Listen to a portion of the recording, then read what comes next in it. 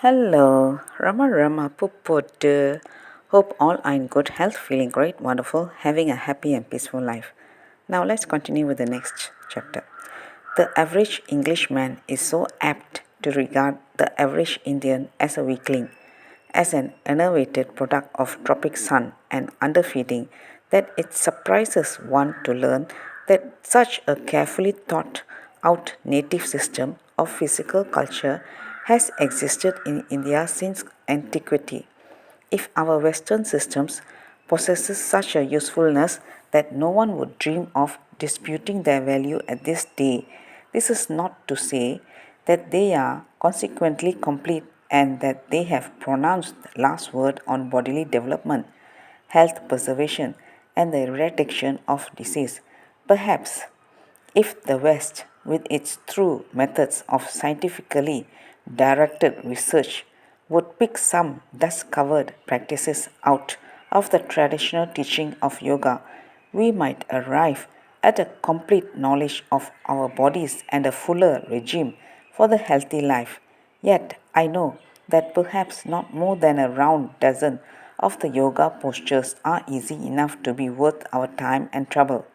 The 70 odd postures which compose the remainder of the system are hardly likely to yield to any except the most enthusiastic, and that only if they are young enough to have flexible limbs and supple bodies. Brahma himself admits, I have practiced hard each day for 12 years. Only in this way could I master the 64 postures which I know, and then I was fortunate enough to begin while young, for a man of mature years could not even attempt these postures without feeling much pain. Bone, muscle, and flesh settle down into stiffened position in a grown man and can be disturbed only with difficulty and with pain. Yet, even then, it is remarkable how the postures can be conquered by continued efforts. I do not doubt Brahma's assertion that anyone may master these exercises by persistent practice. Only the slow breaking in of limbs, joints, and muscles to the novel positions into which they are introduced must necessarily be such a dilatory process as to embrace the years. He has the advantage of beginning these postures when hardly out of his teens, and the value of this early beginning cannot be overestimated, just as successful acrobats are usually those who have been trained in childhood. So it is obvious that successful yogis of the school of body control must start their training before the growing period ends, say before 25. I certainly do not know how it is possible for any adult European to adventure with the scores of intricate postures which comprise most of their system without breaking a bone or two in the undertaking. When I argue this with Brahma, he grants only a partial agreement and stubbornly maintains that continued efforts may succeed in many cases, though not in all, but he agrees that Europeans may have a harder task.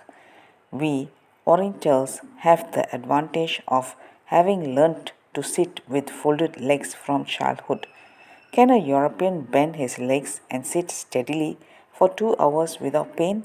Yet, the crossing of the legs with intertwined ankles forms but the beginning of several of our postures. We look upon it as one of the best. Shall I show it?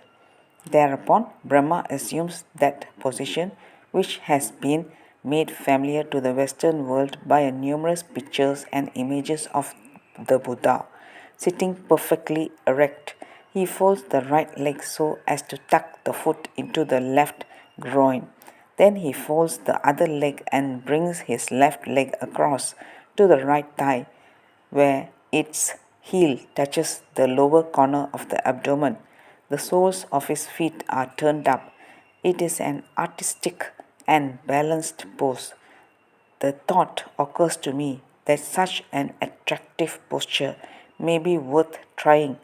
I try to intimidate him and am rewarded for my labors with excruciating pain in the ankles. I complain that I cannot achieve this position even for a single moment. That's all, folks. Let's continue the next chapter. Thank you. Bye bye. Rama Rama Pupudu.